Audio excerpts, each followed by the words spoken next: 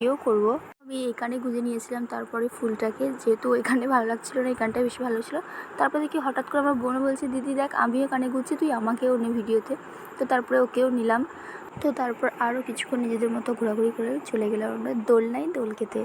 তো ফাইনালি দোলনাটায় দোল খেতে পারলাম, কারণ এত পরিমাণে ভিড় ছিল যে মানে দোলনাটা ফাঁকাই পাওয়া যাচ্ছিলো না। তো তারপর নিজেদের মতো আরও কিছুক্ষণ ঘোরাঘুরি করার পর দেখলাম যে অনেকটাই সন্ধ্যা হয়েছে, তো এবার আমাদেরকে বাড়ি ফিরতে হবে। তো বাড়ি যাওয়ার পথে দেখি যে এই ঢেকিটা ফাঁকা আছে, যেটা বাচ্চাদের, তো সেটাতে চাপার এত ইচ্ছা হচ্ছিলো, তাই আমি আর আমার একটা দাদা ঘরে চেপেছি। তো এটাতে চেপে আমাদের এত পরিমাণে আমরা হাসাহাসি করেছি আর এত মজা হয়েছে যে কী বলবো, মানে খুবই মজা করেছি এটাতে আমরা।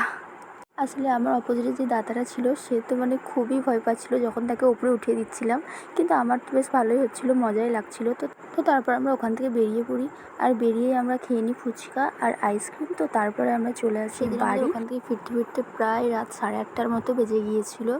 তো তারপর বাড়ি এসে লিচু ড্রিঙ্কস খেয়েছিলাম। তো তারপর আর কিছুই খাইনি। তো আজকের ব্লগটা এতটাই, যদি ভালো লাগে তো প্লিজ